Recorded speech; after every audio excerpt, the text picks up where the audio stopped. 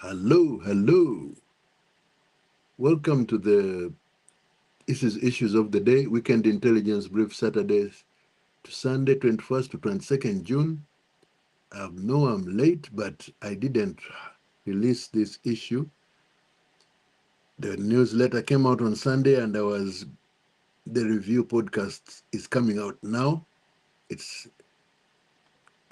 coming out now, fortunately, because tomorrow I'm coming back with the review of what's been going on between Monday and Friday on the daily intelligence business brief. So let us proceed. Welcome to the weekend intelligence brief from Frederick Cybersecurity, the previous weekends. I'm Frederick Wakuliaka, founder of Frederick Cybersecurity, a specialist consultancy protecting medium enterprises in financial services, professional services, and healthcare across the United Kingdom. This podcast sits alongside our written weekend intelligence brief published every Saturday at 10 o'clock GMT on LinkedIn and YouTube. No, on LinkedIn. This is the YouTube version, where our AI breach report published every Wednesday and Friday covers cybersecurity incidents, vulnerabilities, and threat actor activity. This brief covers the strategic business layer, regulation, governance, economic conditions, and the decisions your board needs to make before Monday morning. This weekend, 3 stories demand your attention. None of them are comfortable reading. All of them require action. So before we go any further, if you are not yet subscribed to the Weekend Intelligence Brief on LinkedIn, search Frederick Cybersecurity and hit follow. Over 1,000 intelligence subscribers receive this brief every weekend. The link is in LinkedIn, and I have at Frederick Wakuliaka 4561, which is my YouTube channel link or address. Let us get into it. Story 1 was the data complaint clock has started. That was in the weekend intelligence briefing. The first story is the most immediately urgent, and it applies to every organization in the United Kingdom without exception. As of Thursday, the 19th of June 2026, a new legal obligation came into force requiring all organizations that process personal data to establish a formal internal data protection complaints process. That means every business, every charity, every healthcare provider, every professional services firm, there are no size exemptions, there are no sector exemptions. If you process personal data, and every trading organization in the UK does, this obligation applies to you, and the clock started on Thursday. So the legal source in section 103 of the Data Use and Access Act 2025, which inserted a new section 164A into the Data Protection Act 2018. The practical meaning is this: before the Data Use and Access Act 2025, an individual who believed their personal data had been mishandled could go straight to the Information Commissioner's office. Under the new regime, they must come to you first. They must raise the complaint internally, give you a reasonable time to respond, typically 35 days before they can escalate to the regulator. The organization is now the first line of regulatory interaction on data protection complaints. The operational requirements are prescriptive. You must provide accessible channels for complaints at minimum, an electronic form, email, and postal submission. You must acknowledge each complaint within 30 days of receipt. That 30-day clock runs through weekends and bank holidays. You must investigate without undue delay. You must communicate the outcome to the complainant, and you must maintain a written auditable log of every complaint received, how it was investigated, and what outcome was reached. If your organization fails on any of these requests, it is not merely an administrative shortcoming. The ICO's maximum fine, the Information Commissioner's Office maximum fine is £17.5 million, or 4% of annual global turnover, whichever is higher. The International Commissioner's Office has also been granted new powers under the DUA to require organizations to commission independent technical reports during investigations and to compel individuals to attend formal interviews. Poor records are now an aggravating factor in enforcement, not just an operational inconvenience. For medium enterprises in financial services, professional services, and healthcare, the sectors the International Commissioner's Office has specifically identified as highest risk for data protection complaints, the reputational dimension is equally important. A complaint that escalates to the ICO because your internal process failed is a story that reaches your clients and counterparties. Build the process properly and it is a compliance asset. Build it minimally and it is a liability. These 3 actions before this week is out. This week is almost out, but it is never too late in this business.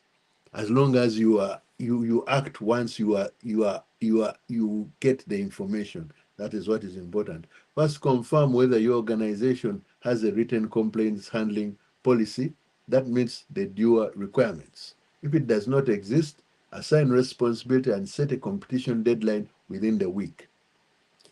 Second, confirm your privacy notice has been updated to reflect the new individual right to complain to the controller before the ICO third run. Before the ICO third, run a staff awareness communication because a data protection complaint may arrive through any channel, and an unrecognized complaint that goes unacknowledged within 30 days is a compliance failure, regardless of how well everything else is handled. The due obligation is live. It is not a future planning item. That is, when I say due, I mean the abbreviation DUAA is the Data Use and Access Act 2025. And it's inserted a new section 164A into the Data Protection Act 2018, an amendment to this new section 164A. So, story 2, this is the EU AI Act has just changed and it applies to your business. The second story carries strategic implications for every organization that uses, procures, or builds artificial intelligence, which at this point means virtually every medium enterprise operating in any sector. On Tuesday, the 16th of June 2026, the European Parliament adopted the Digital Omnibus on AI by 423 votes in favor. This formally completed the legislative journey of the most significant change to the EU AI Act since the regulation entered into force in August 2024. For final council adoption and publication in the official journal are expected in July 2026. That is formal council adoption and publication in the official journal are expected in July 2026 before the 2nd of August deadline at which the original high-risk AI provisions would otherwise have become enforceable. The most significant change is a deferral. The high-risk AI compliance deadline, which applied to AI systems used in employment, credit scoring, medical device components, education, access to essential services, and other high-stakes contexts has been pushed from August 2026 to December 2027 for standalone systems, and to August 2028 for AI embedded in regulated products. That deferral reflects a regulatory acknowledgement that the supporting infrastructure, harmonized standards, technical guidance, and the capacity of notified bodies was not sufficiently developed to make enforcement meaningful. Let me be direct about this deferral. Let me be direct about what this deferral does not mean. It does not mean the EU AI Act no longer applies to you. The fundamental architecture, the risk-based classification system, the governance obligations, the enforcement powers of the AI office is entirely intact. What has moved is the enforcement deadline. The work has not moved. What has been deferred matters even more. The transparency obligations under Article 50 remain on schedule for the 2nd of August 2026, 6 weeks away. These require that organizations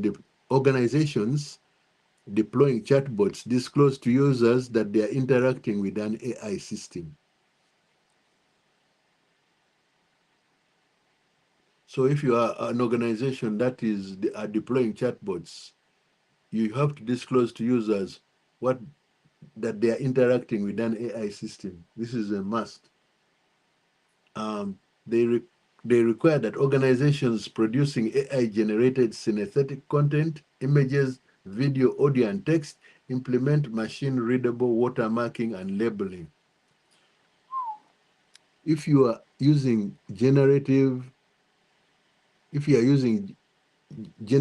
AI to produce any content for or about individuals in the European Union, your Article 50 compliance program needs to be underway now.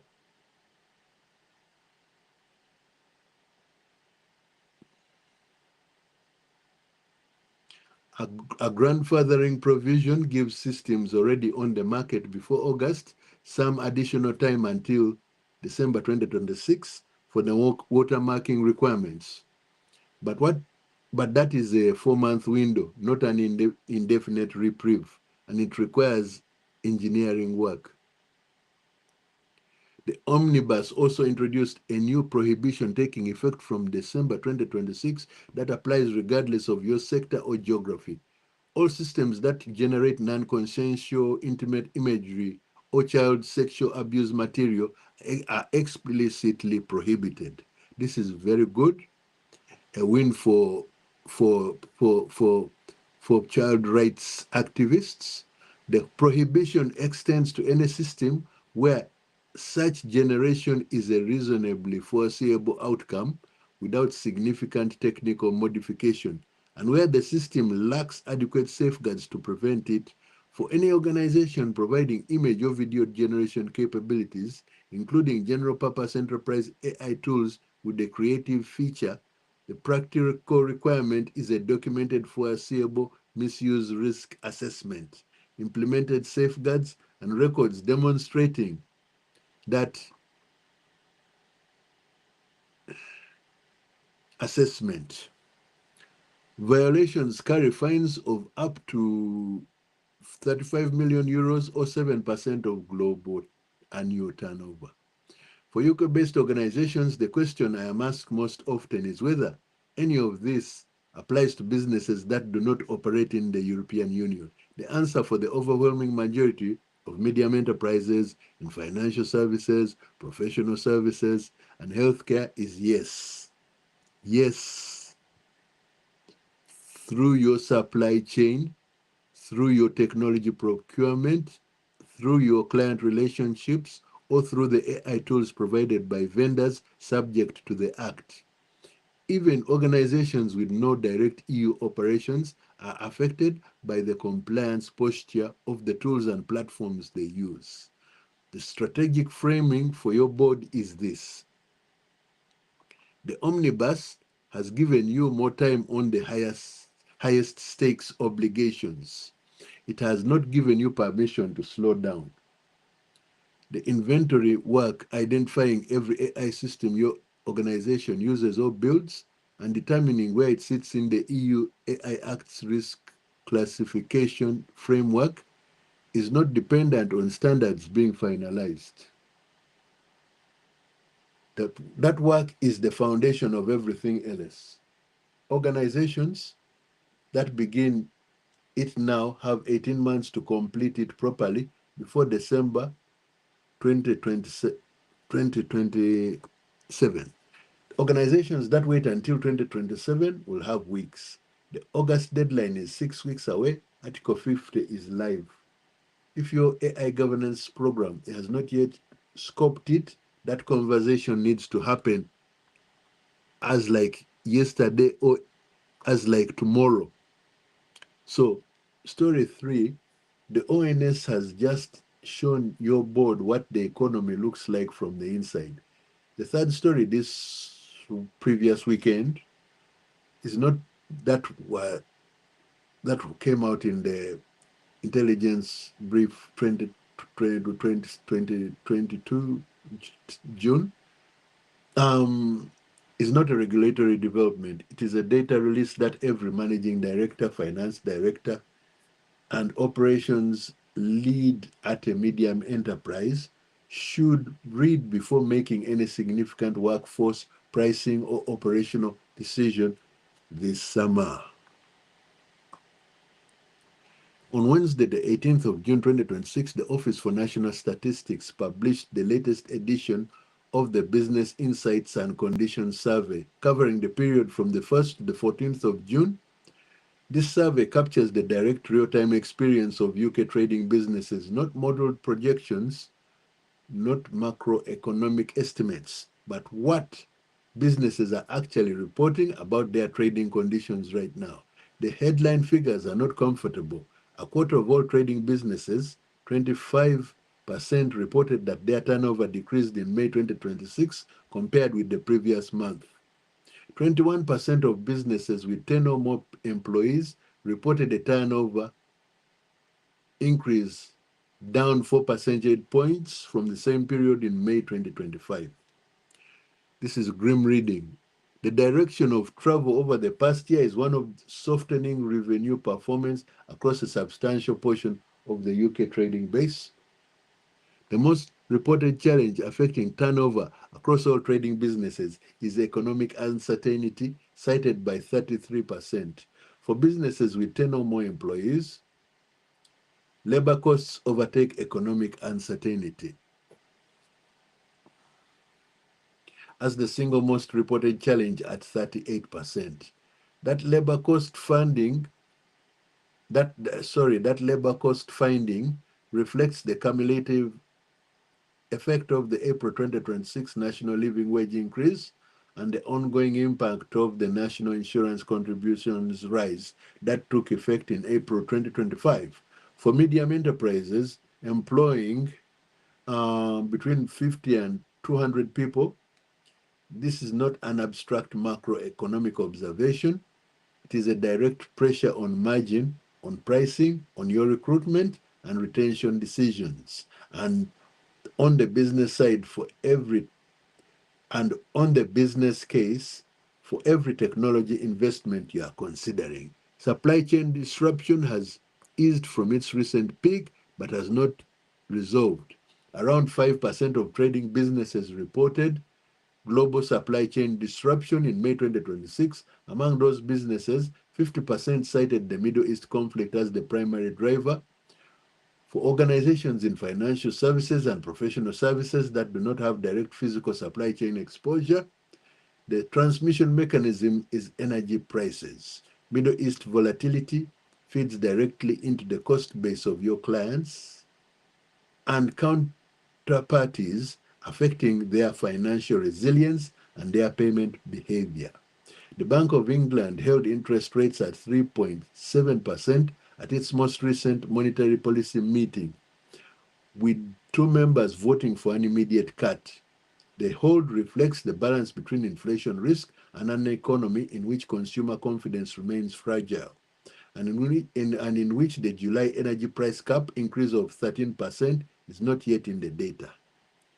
For businesses that sell on credit, the majority of medium enterprises in professional and financial services, the combination of rate stability and energy cost pressure on household and business budgets creates a specific risk.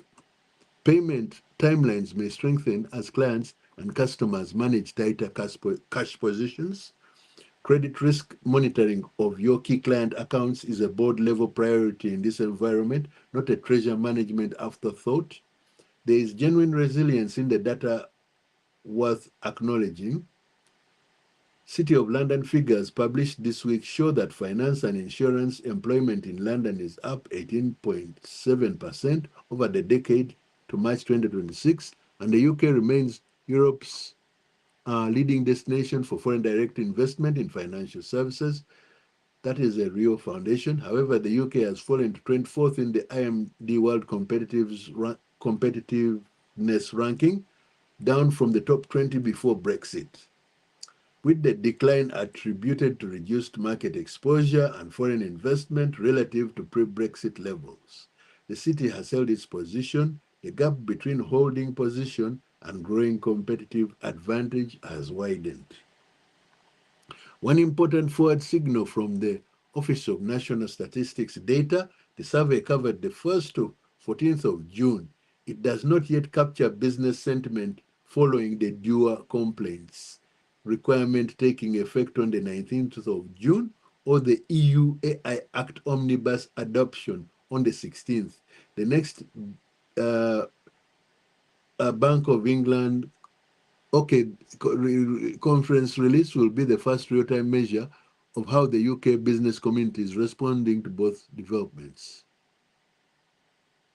If you track one data release this summer as a leading indicator of medium enterprise conditions, that is the one.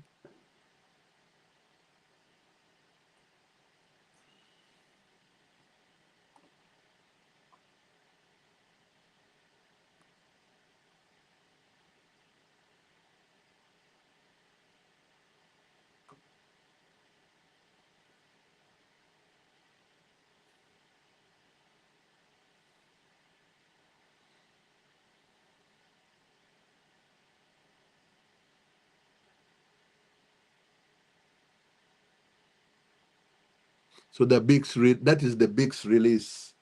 So the picture this survey presents a quarter of businesses with falling turnover, labor costs as the dominant operational challenge, economic uncertainty as the dominant strategic risk,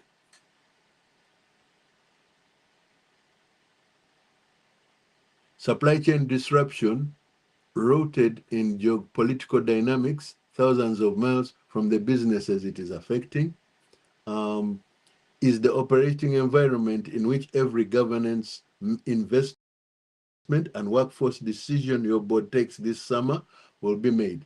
The context does not sit outside your cybersecurity and governance strategy. It defines the resource envelope within which every decision is taken. So 3 decisions that were supposed to have been taken before Monday, because this is the weekend intelligence briefing. Every edition of the weekend intelligence brief closes with 3 decisions your leadership team should take before the working week begins. Here they are. Before the working week ends, you can try to make these decisions. The first decision, confirm the status of your data protection complaints process. If it does not exist, assign responsibility and set a completion deadline within the week. If it exists, confirm it meets the DUA requirements, 30-day acknowledgement investigation without undue delay, final outcome communicated, accessible submission channels, written audit log. This is not a planning item. The obligation has been live since Thursday of the previous week. The second decision, confirm the status of your Article 50 AI Act compliance. The watermarking and transparency obligations apply from the 2nd of August. 6 weeks away if your technology, legal, and compliance leads are not yet aligned on scope and timeline. That alignment meeting happens Monday. The third decision, schedule a structured credit risk review of your key client accounts before the end of this month. With a quarter of UK businesses reporting declining turnover and an energy price cap increase due in July, payment behavior across your client base deserves a review before those pressures intensify. Your finance function should be capturing early warning signals of stress before they become material. That is your weekend intelligence brief for Saturday and Sunday, the 21st and 22nd of June 2026. If this brief is useful to you, share it with a colleague who needs to see it. Follow Frederick Cybersecurity on LinkedIn, at Frederick Wakuliaka 4561 on YouTube. TikTok and Instagram are coming up. They'll be updated more frequently. The written edition of this brief is published every Saturday at 10 o'clock on LinkedIn. The AI Breach Report, our technical cybersecurity publication, goes out every Wednesday and Friday on LinkedIn, and it's coming out on Substack, even on Twitter. That is X, which was formerly Twitter. If you want the incident, detailed, even Facebook. I try to post to Facebook regularly, though I don't really see what Facebook putting stuff out on Facebook for me is not. I don't know what Facebook is like. I just put content there, but I don't see really much interest. Maybe majority of people are interested in other things. So if you want the incident detail, the CVE analysis, and the threat actor intelligence that sits underneath the strategic picture in this brief, that is where to find it. I'm Frederick Wakuleka. Stay informed, stay protected. Frederick Cybersecurity, protecting medium enterprises. And I'll see you tomorrow with the summary of the weekly intelligence summary of the weekly summary of the daily intelligence brief for this week.